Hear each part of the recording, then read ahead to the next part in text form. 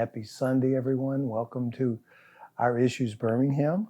Today's guests, Ryan Brown and Lance Taylor, have been with me each year for the past, I've been doing this almost 13 years now. I don't think you've been here 13 years with me. Oh, It's close, Tommy. To the old location on Valley Avenue. So they don't really need an introduction. They've got things going on around town. I'm sure you have heard of them.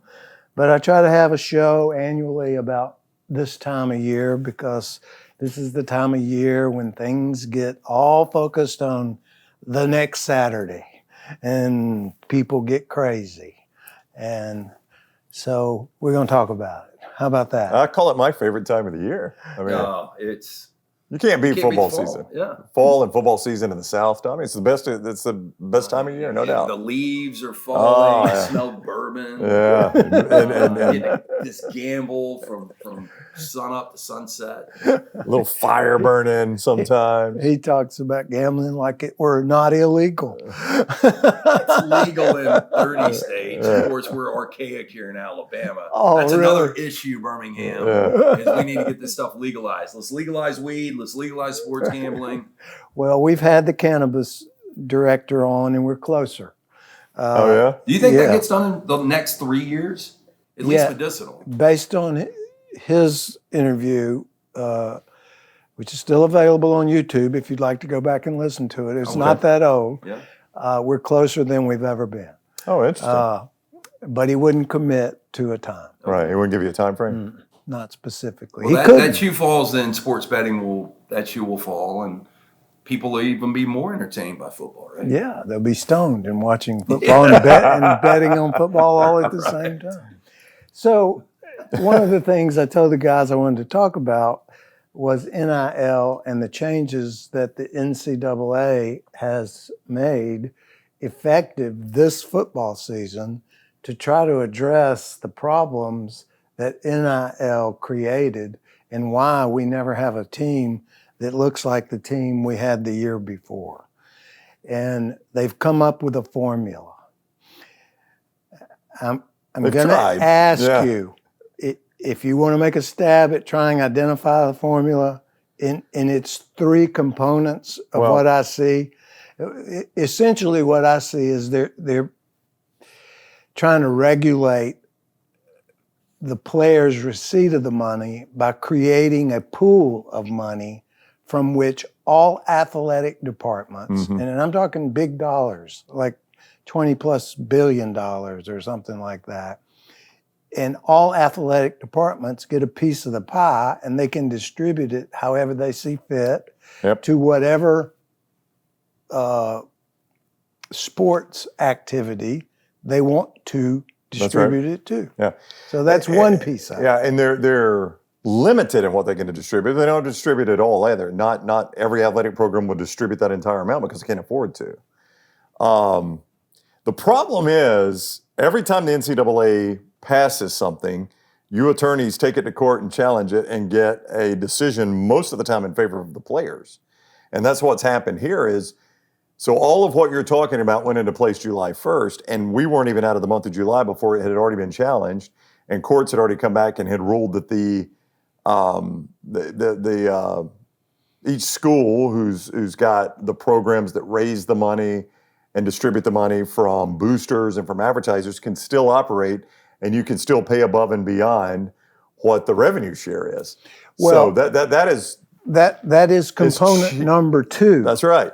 That is the NIL standard that has to regulate whether the person that's being paid is getting what they refer to as fair market value for what he's giving. And there's supposed to be a clearinghouse that determines, so take Lance, for instance. If Lance were a tremendous quarterback, I can't just go to Lance and say, we'll give you $8 million. There's supposed to be a clearinghouse that says, okay, you got to tell me how Lance is getting that $8 million, and I've got to say, okay, that is justifiable. Right. And there's like a committee. Right. And it's I mean, there's so many unknowns in this thing, as Ryan said, just continues to change. The good news, though, is going back to last year, our first year of a 12-team playoff, teams like Indiana and Arizona State and SMU, you've got more parity. You know, there was a time when we were doing this show with you where I could guarantee a gun to head one of 3 teams is going to win the national championship. Now that pool goes a little deeper, 6 or 8. I think realistically, 30 teams can make the college football playoff this year. But the team that won it supposedly spent $30 million on their roster last year. So you're still going to get that separation, but there is going to be more parity throughout the regular season. Right. For 12 teams making the postseason, there will be 1 or 2 this year that nobody sees coming. Well, they also had a provision in there that went back 10 years that allowed players that weren't allowed to participate in the revenue sharing, for lack of a better expression, which is what it is, of college athletics, to also come back and get some back due money. Yeah. So, well, if you were at year 11, though, sorry about your luck, right? Yeah. I mean, you had to cut it off somewhere, I get it, but 10 years was obviously the college football playoff window on the football side. Is that where that came from? I think so, Tommy, because 2014 was the natural. I don't know where they came up with the 10 years, but that was a 10-year window.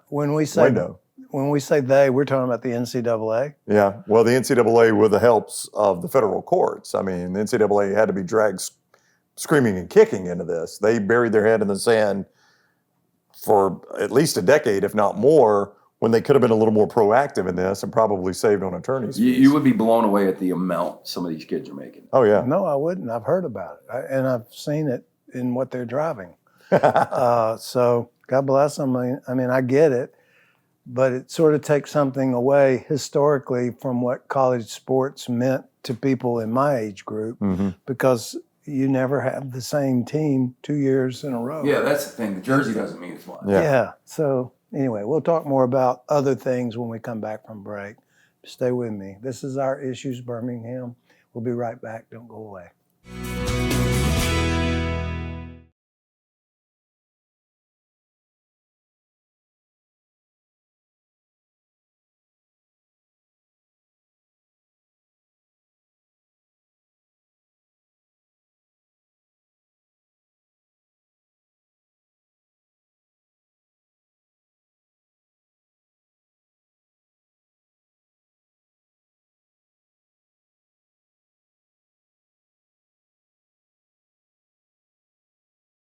Welcome back to Our Issues Birmingham.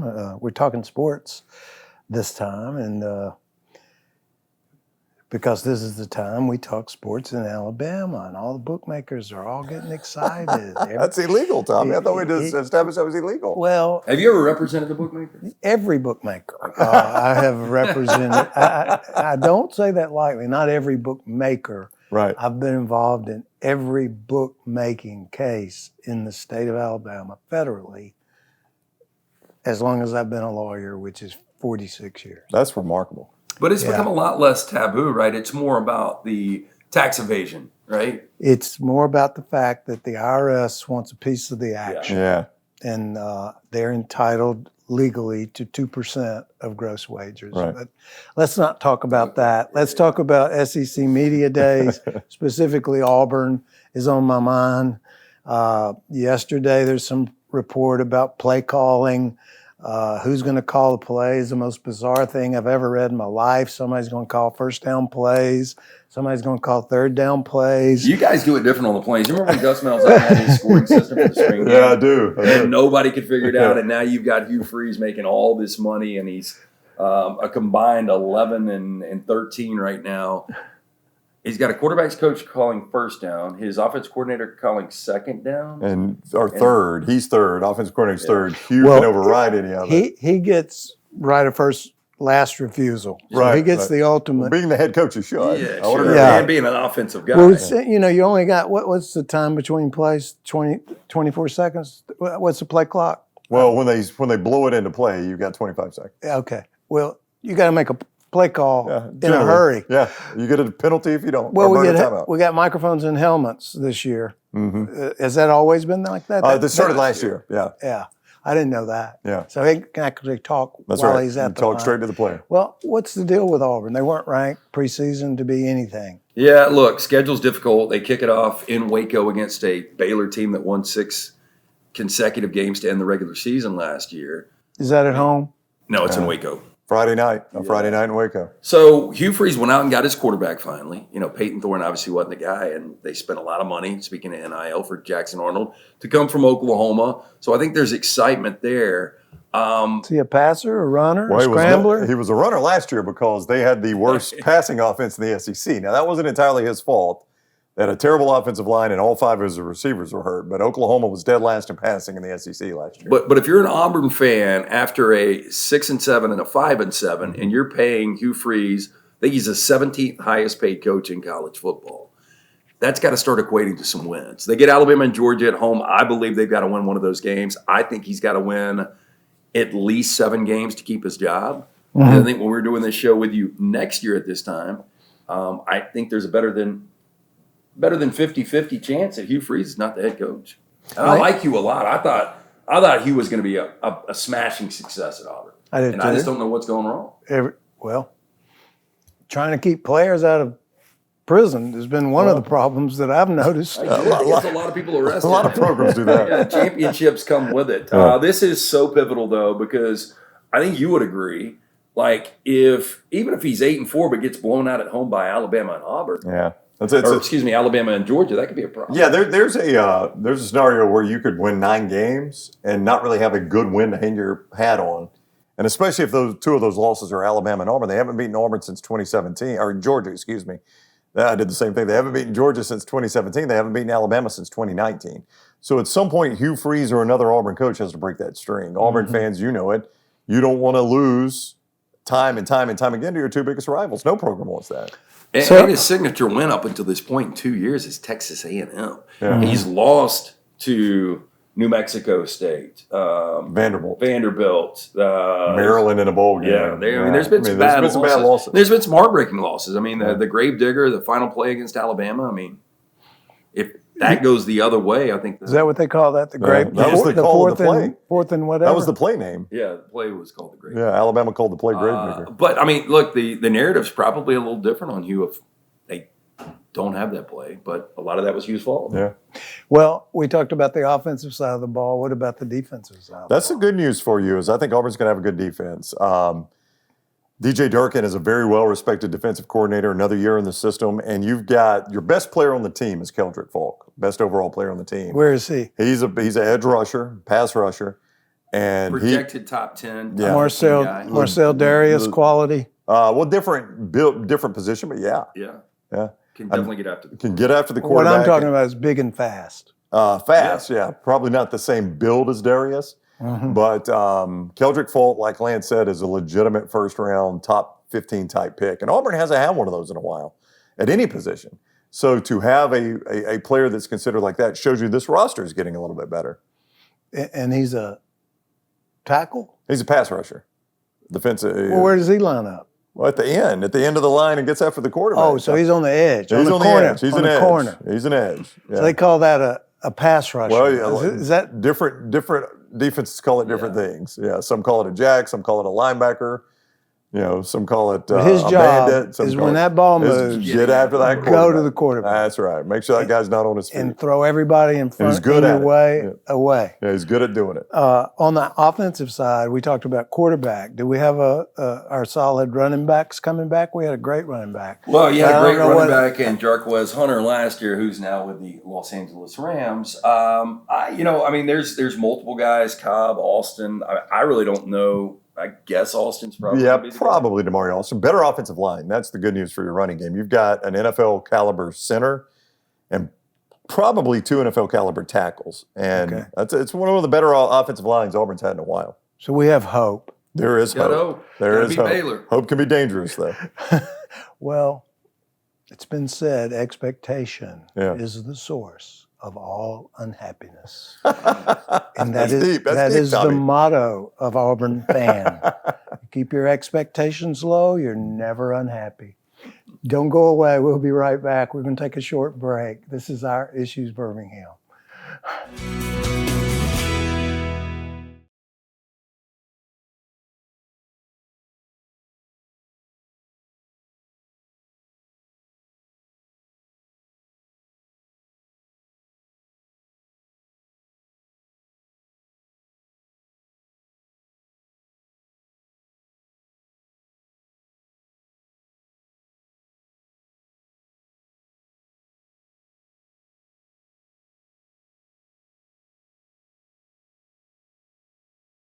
Welcome back to Our Issues Birmingham. We've just humiliated Auburn University and its football program, my alma mater, and we've hung Hugh Freeze almost in effigy. Did you roll tumors when you were down there? I mean, you're talking about the 60s.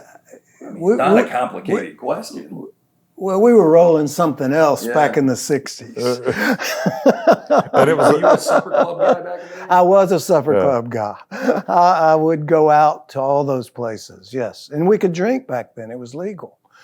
But we also had to go to Vietnam. So not a good trade. No, it was not a very nice spot to find yourself in 1969. But I don't think that was a tradition back then. I haven't really thought about it. Were you there for Punt Bama Punt, 72? Yes, I was. Oh, you had to roll it after that. I graduated in 74. Yeah. Nobody really appreciates this, but I feel at least partly responsible for Pat Sullivan winning the Heisman Trophy. Well, that was good work. Because I went to high school with him and I was an offensive tackle, checking in at 154. And of course, I missed several blocks, and it caused him to develop a tremendously good scrambling skill. And as a consequence, he won the Heisman Trophy. Look at you, Tommy. John Carroll, right? Yeah, John Carroll. I feel some responsibility for that. Yeah. Well, what about Alabama? Alabama's going to be really good. So Really good? Oh, yeah. I've got one in the national championship. Well, DeBoer, he's got a little different relationship with his players than his predecessor. Sure, different approach. Yeah. And then I think that that's what I hear. Upset Alabama fans a little bit last year. It's like too friendly. Yeah, well, he brings in Ryan Grubb, who he was with when he played for a national championship, is Washington's head coach in 2023. Grubb stayed in Seattle, was Seattle's offensive coordinator for the Seahawks last year. He's reunited, and he's kind of the bad cop to DeBoer's good cop. So more of a vocal guy. That's probably needed. Everybody, from what we're hearing internally, it's like the team chemistry is great. There were no transfers, speaking of NIL, after spring practice, which is pretty incredible in today's college football. This team's going to be really good. I mean, they were the last team to miss the postseason last year in year one. Year two, I always believe elite coaches make a huge jump, and I think that's going to be the case with Kalen DeBoer this year. I know their fans, speaking of expectations, are quite the opposite of Auburn fans. So always have high expectations. No, I mean, we've heard if Kalen DeBoer doesn't make the playoffs this year, he's on a hot seat. And there's no way he could get fired for anything on field. But if they go 9-3 and miss the postseason again, I don't think he can make it 3 years with not going to a college football. Yeah, it'll be scorching hot at that point. There's no doubt. You mentioned earlier in our first segment players leaving in NIL. You should like Alabama's quarterback. I know it's going to be hard for you, but I have absolutely no loyalty. Okay, well, Ty Simpson, good to the game of football. I mean, I pull for Auburn. I pull for Alabama. When they play each other, I pull for Auburn. Okay, but I really don't care. Yeah, Ty Simpson was named the starter, and this is a guy that has waited his turn. I mean, he's been at Alabama a little while now, and could have transferred and never has. He's waited his turn, and finally will be the starter. And you know, you haven't seen him play much at all, nothing real consequential because Jalen Milroe played so much last year. But this is a guy that Alabama is very, very high on, and they think he can be a championship caliber quarterback. Where did he come from? He's from Tennessee. His dad is a college football coach, small college football coach up in Tennessee, UT Martin. So he's grown up around the game, coach's son, and highly recruited kid out of high school, and he's waited his turn at Alabama. So when you say waited his turn, is he like a junior? Yeah, Richard. Fourth-year junior. Yeah. Fourth year. Yeah, he's been here a while, And so just sat patiently. So we'll see if it paid off. Yeah, it is kind of the anomaly now when these guys stay around and don't play. Yeah, because they want to play. Okay. Yeah. Does he have anybody to throw the ball to? He does. Does he have an offensive line? He does. Maybe the best offensive line in the SEC. Compared to Auburn? Some people believe that. Yeah. Yeah, Some people have said it's the best in America, so it's going to be a good line. Yeah, you got arguably the best center in Parker Brailsford. You got one of the best tackles in Caden Proctor, biggest man I've ever seen in person. He's a massive human being. Yeah. Bigger than the Shack. Well, Shaq's taller. Not as tall, but this guy, I mean, what is Proctor? 6'8", 340 pounds? Yeah, on a good day. I ended up in an elevator with Shaq one time. It was the most humiliating experience I've ever had at all. I mean, I felt like he's Lily massive. Tomlin. He's massive. He's just a huge guy. Yeah. What about the defensive side of the ball for Alabama? That was Alabama's most improved spot last year. They started off a little shaky, but from midseason on, from the Missouri game on, they were a dominant defense. And personnel-wise, they should be really, really good. I think Kane Womack, he's in his second year. He was the head coach at South Alabama, left to reunite with Kalen DeBoer as Alabama's defensive coordinator. Year two, I think their personnel should have them maybe the best defense in the SEC this year. Yeah, it could be. I mean, Texas is going to be really good. That's the way they played down the stretch. But this Alabama, I think for Alabama fans, it's not only about getting back to the college football playoff. I think Alabama fans, the expectation is another championship. Yeah. Well, that's not an expectation. It's almost it's a standard. Yeah. It's like if we don't get there, then we have failed. Yeah. How about the rest of the SEC? Well, the most hyped player since Tim Tebow, Arch Manning, now taking over for Texas, who's your preseason #1 team in both the AP and the Coaches Bowl. Back to SEC Media Days, we were in Atlanta this year. I don't know if I've ever seen a crowd of media go as crazy as they went over one player. Especially a player that young and unproven. Well, he's got the historical value of being the son of two other Mannings. That's right. Yeah. The son of one and grandson the brother of another. Yeah. Well, that's a pretty good way to enter into the system. But Oklahoma, are they in? Tough schedule. Arkansas? No. Missouri? Easy schedule. LSU ought to be good. LSU, Bama, Georgia. Yeah. Florida's a wild card. Yeah, Florida tough schedule, but better team. Well, thanks for being with us. Always good to see you, Tom. Thanks for filling our ears with some nonsense. We'll see how good you are. Not very. Thanks for being with us this week, and we'll see you next Sunday. Have a nice day.